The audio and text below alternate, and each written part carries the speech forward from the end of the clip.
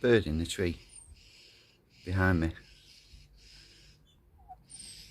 That's nice.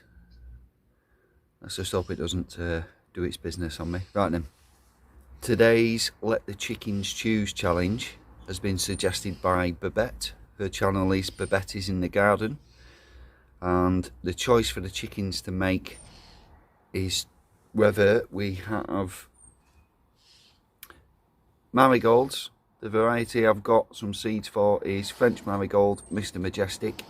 They've got like red and yellow, I think it's yellow, red and yellow striped leaves. Quite nice, I've grown them before. Or radish. So marigolds or radish. Let's let the chickens choose.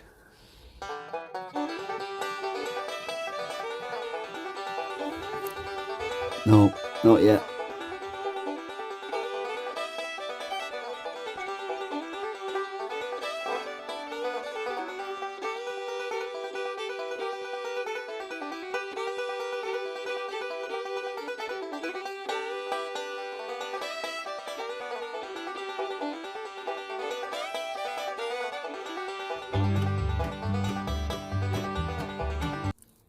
We have a winner, radish.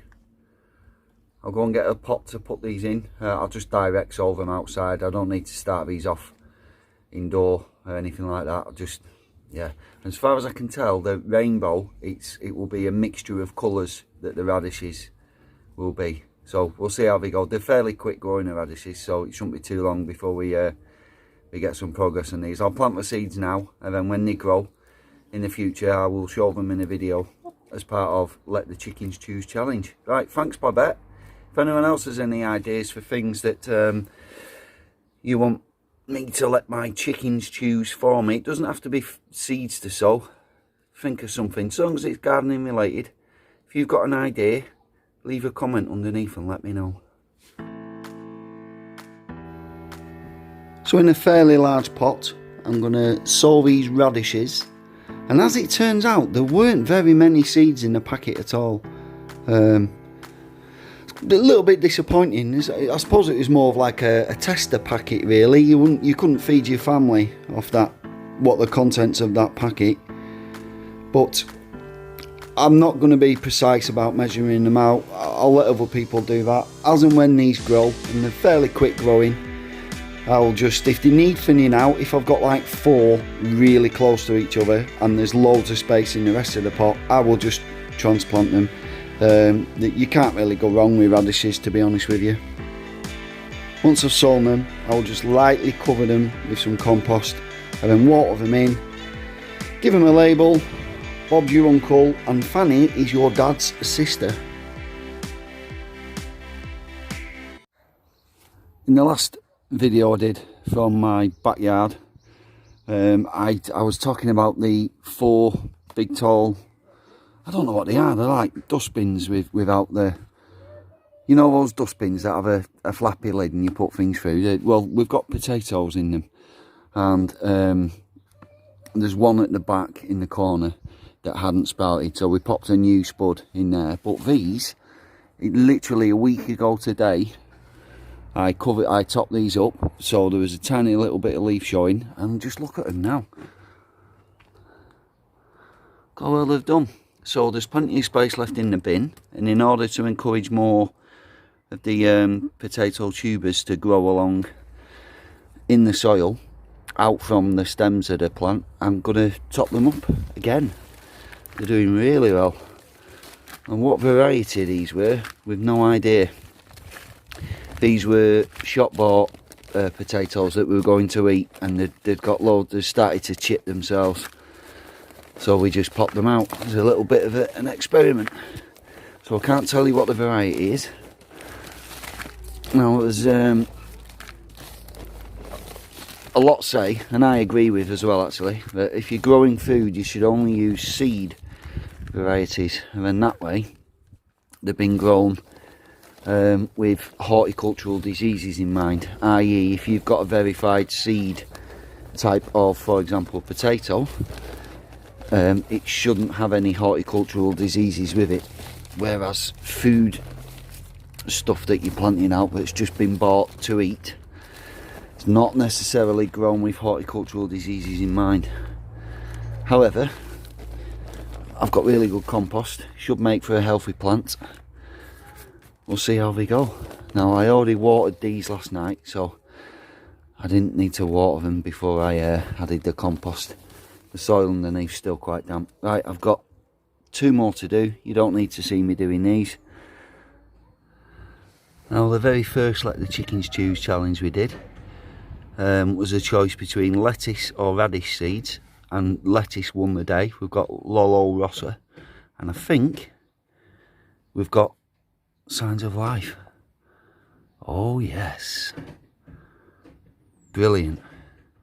Now, as these grow, I will thin the plants out so that we've got 2, 3 in these pots. We don't need 10. All that'll happen is you'll just get very small lettuces. We'll thin them out, get rid of some of the plants as they continue to emerge, and then that way we'll have bigger plants and we can get more harvest from them. And we'll probably have these as a cut and come again variety. So rather than pulling out a full plant at a time to eat, we'll cut a few leaves off each of the plants, and it continues to grow that way. Right then, still got loads to plant out. So from inside the house, I've got some Cosmos varieties Picotee, and I'm going to fill this window box and pop some of the Cosmos in there. Right, first things first, this window box currently doesn't have any drainage. We've got plenty of compost, but we need to put something in the bottom just to help the water to find its way out of all the holes that have been drilled into it. So, Ruby, would you like to help me get some drainage sorted out? Yeah. Using a broken ceramic plant pot, Ruby's going to turn this into smaller pieces. I'm scared. Once more for luck. Right. Right, they can go in the bottom, and what we'll do is they will, because they've got a curve on them, they sort of like cover the holes, stop the compost getting out, but they allow water to still drain through, so that way your pot doesn't become waterlogged, because a lot of plants don't like the roots sitting in water. And then also in there we've got some bits of polystyrene that I save from packaging. That helps keeps the weight down as well, and it does a similar job to the crocks. And then we've got some just bits of concrete and mortar, rubble, that sort of thing. It's all drainage.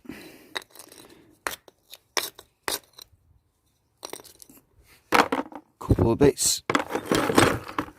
Right, so now we can start adding compost to this. I'm not using any fancy compost here. It's this is all just stuff I've made in my backyard. Where's it gone? Got it. What? Bit of wrapper. Oh, is it plastic? Yeah.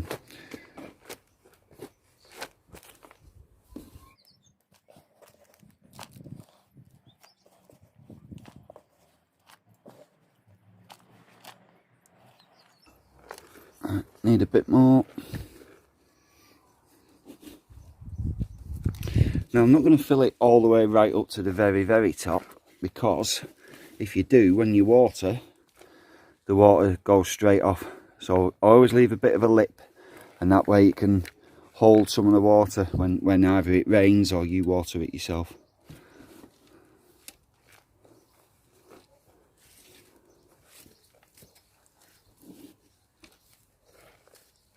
Right, I reckon a pot this size, we can probably get away with 3 or 4. I'll go for 4 of the Cosmoses. So let's get the plants. Right, I know a lot of you will know this, but if you don't, if you're relatively new to gardening, when you're taking plants out of a container that you've grown from seed yourself, you want to try and keep as much of the root on as possible.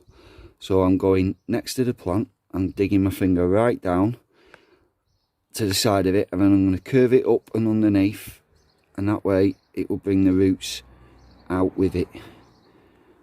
I don't know if it's picking them up, but there's quite a few small roots in there. Right, so just move that to one side. Make a hole. It's really easy, and just pop it in.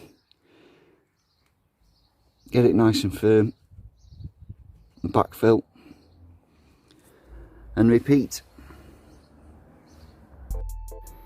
If, like me, you've got quite leggy seedlings, the main reason they've become leggy is not enough sunlight.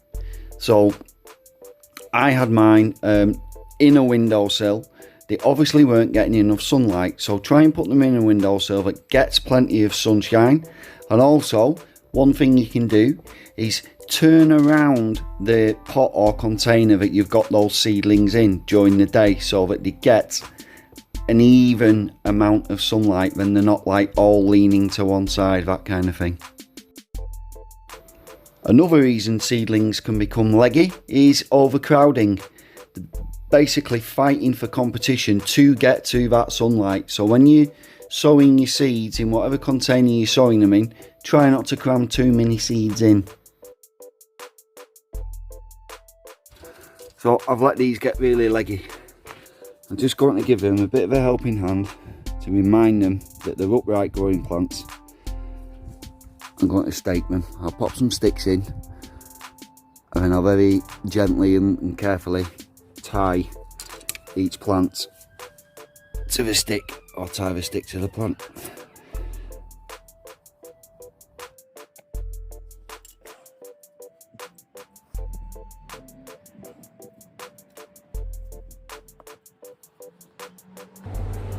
Let's get some string. When you're tying in a plant to a support, what you're trying to do is create like a figure of 8 shape. So you're effectively having 2 loops. One loop that's tightly around the support, and then the second loop goes around the plant, but that doesn't need to be tight. You don't want it tight because you could damage the plant. Leave it a little bit of room to play. So I've potted that up, right? They're not perfect plants. That's my fault, not been looking after them very well as seedlings. We'll just see how they go. If they work, they work. If they don't, then I'll plant something else. I've got plenty of other seeds, so we'll see how they go. All my herbs are coming on brilliantly, so I'm going to take some harvests where we've got fresh growth, which won't deplete the plant because they're growing on nicely, and more will grow. So this sage, it is quite an old plant now, and I don't really want to be cutting into the woody material because nothing much will grow back from there. It's the new, this season's fresh soft growth that I want to be cutting out to take a harvest from. And then also I'll be cutting back to just above a bud so that more shoots can come out. So if I just snip that down to about there. Alright, there's a nice little bunch. I'll get a little bit more, and then we can tie it up and get it hung up to dry.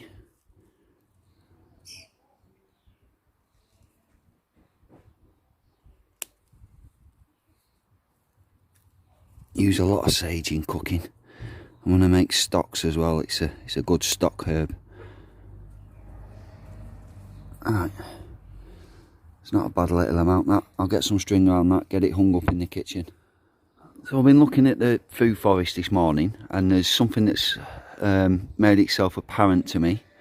Well, first of all, we've still got gaps that need filling, and I have plans for those gaps in the form of more currant bushes. The easy thing to do would be to start some more herbs from seed, but I'm just going to end up with a herb garden for the day. I've already got quite a lot of herbs.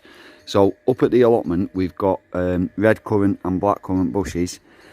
This autumn, winter, I will take some hardwood cuttings from those, get them through the winter, get them planted out next year, next spring, and we won't be picking fruits off them for 2 or 3 years. After that, it is a long-term process, but I think it'll be the better solution because they will literally just bush out more. and we'll get a lot of fruit off them in the future when they start to grow. But the other thing that I've noticed is over against this back wall where I've got the chokeberry bush, a sloe, a thornless blackberry, and I'll just move that from the shadow, a thornless blackberry, and then there's another sloe. Well, that is too close to this buddleia. Yeah, it's going to get crowded out. I can already see the difference in growth on this sloe compared to the one that's got plenty of space to grow into for its roots and etc. So what I'll do, I think, is I'll leave it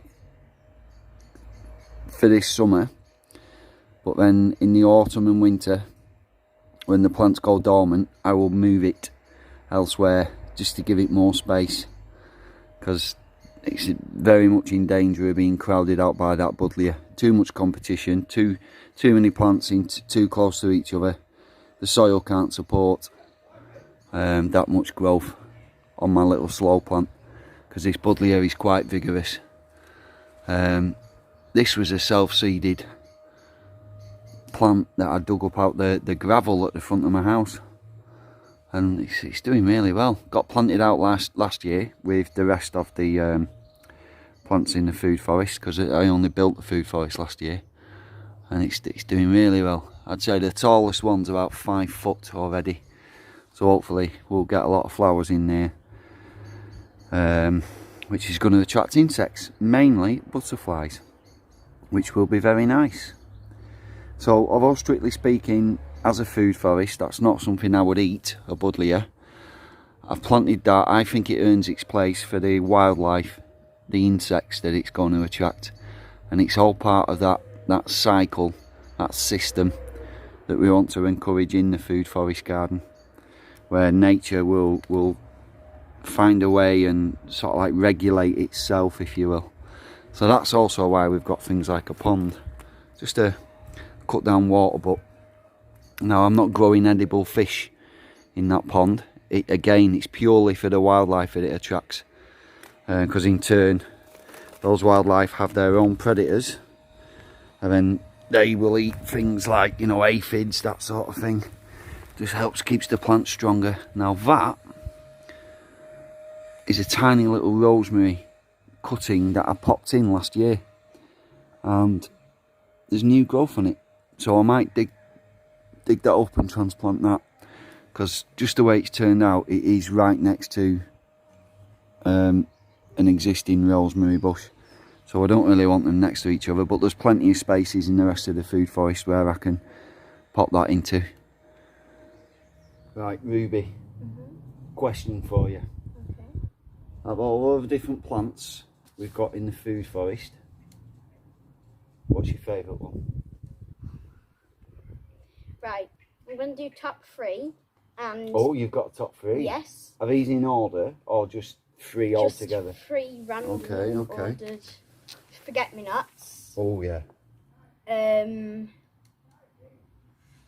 don't know, it's hard. I don't know, it's so hard. Forget-me-nots. Well, it was the flowers that are grown in order now, I've just forgotten what they're called. Oh, the alliums. Yeah. So 2 out of your 3 aren't actually edible plants. They're the ornamentals that we have. Right at the very front edge of the food forest, we have a strip of ornamentals. So, okay, I'm not doing very well so far. What's your third favourite all plant? the herbs you have with a Sunday dinner. All the herbs you have with your Sunday Yes. dinner? It's like the sage, the rosemary. Okay, fair enough. Right. Another question. What's, out of all the plants we grow in the food forest, what's your favourite smelling plant? Quite like the lemon balm. You quite like the lemon balm. Yeah, you do like it when you face planted it, when you sniffed it. Okay. Oh, and it's not in the food forest, but over there in a pot we've got the roller cola plant, haven't we? I like that one. It's an Artemisia. I think that's in the wormwood group of plants, or wormwood is in the Artemisia group family, and the leaves smell like cola. It's not like Coca-Cola, it's like the very cheap shop's own brand cola. They smell like that, don't they? Yeah. Smells But nice. it's not, I don't think it's an edible. We just grow it as, because it adds a bit of interest into the yard. So lemon balm is your favourite smelling plant? Probably, yeah. Okay. Out of all the plants we've got where you can just go up and rip a bit of the leaf off and nibble on it and eat it there and then, what's your favourite one to do with that? One of the mints, probably. One of the mints? Okay, so we've got chocolate mint, normal garden mint or spearmint, and we've got apple mint. I quite like chocolate mint. You quite like the chocolate mint? Brilliant. Right. Garden's looking alright actually, isn't it? Yeah. I think the bark mulch is doing a good job as well, isn't it? Yeah, except the blackbirds like it though. Yeah, oh yeah, the blackbirds are making a bit of a mess, aren't they? But we are going out of our way to attract nature to the garden. Don't fall in the pond. It's getting the leaves out of the pond.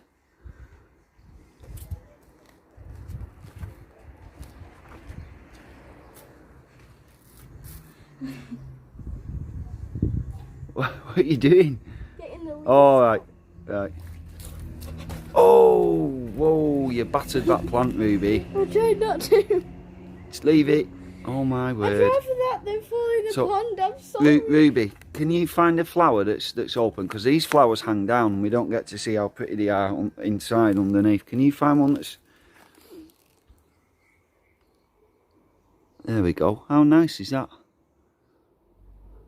Lovely colours.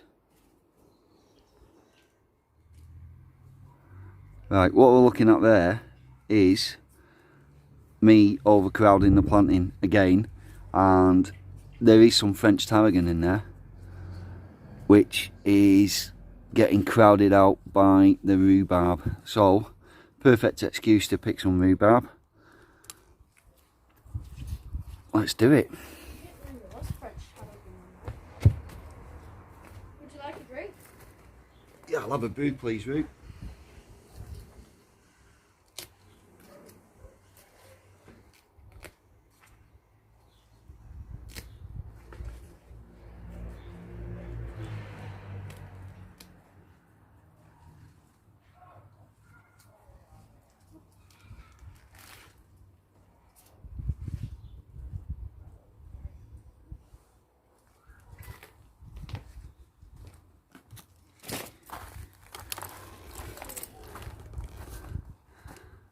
There we are. I might even cut a bit of that, get it used. Right, so the rhubarb I've just picked, there's not really much there, well, to give us a usable amount. So luckily I've got more than one rhubarb plant, so I can take some from there, and I'll take the leaves off, wash it, chop it, and we'll put it in just a freezer bag. I think we'll just freeze it. Then we've got a usable amount of rhubarb for something in the future. Because it's such a nice day, I'm just going to stay out here with my brew that Ruby's very kindly made and sort this rhubarb out. So, my mother-in-law, we gave her some rhubarb, didn't we? From the allotment, and she's in shielding at the moment, so we luckily for us, she lives really close to where our allotment is, and we took it round, banged on her front window and started speaking to her through the window. We said, we've got you some rhubarb, and she started telling us how, bless her, she peels. She peels the stalks. Now, I've never heard of this. She says, oh, it'll take me ages peeling all that. I says, what do you mean peeling? And she takes all the outer skin off the stalks. Does anybody else do that? It's not something I've heard of. She said to me that it's so when you because when she was little, it used to be like her sweets to dip rhubarb in sugar. So she said that when you peel the skin off, it makes it moister for the sugar to stick to it. don't know if that's true or not because I haven't tried it. No, we haven't tried it, have we? Life's too short for peeling rhubarb. Decent little amount of gorgeous deep red colour on that. Gorgeous.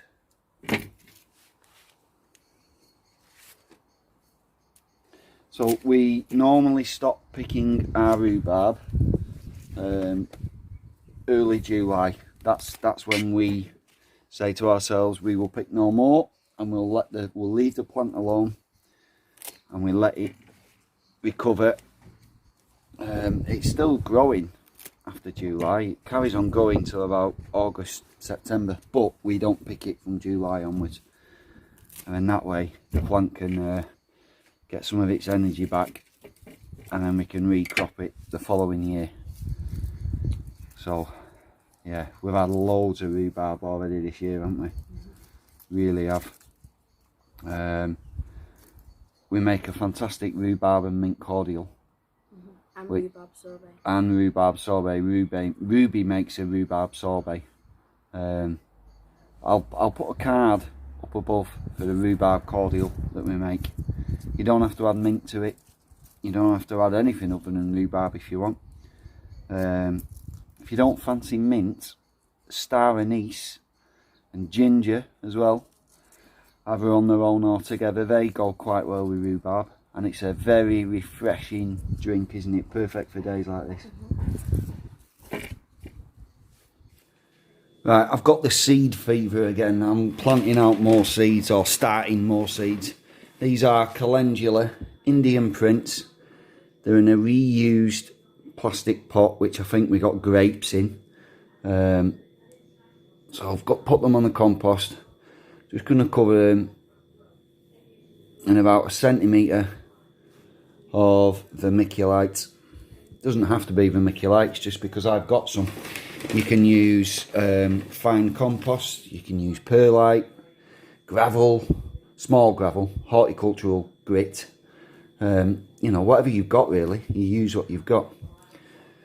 So, and as you saw before I started covering them, they are quite tightly packed together in there. I'm not going to be growing them on in there. It's just literally to get the seeds started. And then once they've got a set of true leaves, not the seedling leaves, once they've got their own proper leaves, I will prick them out, pop them on into bigger pots, and eventually they'll be planted out. Either here at home or up at the allotment. And what we want to use them for is we want to make some more Calendula Skin Oil. We did it last year and it was quite successful. It went down very well with the people we gave it to, and it works as well. It does actually have a good effect on your skin. So I've chosen the variety Indian Prince because just look at that colour. It's like neon day glow orange, and it colours the oil. We use a grapeseed oil, and it colours it superbly. It just looks amazing. Although, to be honest, how it looks doesn't really have an effect on the reason we make the Calendula Skin Oil. We make it for its effect on the skin. However, if it can make it look good as well, then you're ticking 2 big boxes, aren't you? So why not? Why not grow a variety that looks amazing? So regular watchers of our videos, or petal heads, as I fondly refer to you as, regular petal heads will know that often at the end of these videos, I will put a little clip of me doing something daft or messing about. This time, it's all about Ruby. Oh my word. May the 4th was recently. International Star Wars Day. May the 4th be with you. She took it upon herself to get dressed up. She did her own makeup as Yoda and just get her mum to film loads of random stuff as her dressed as Yoda. Enjoy.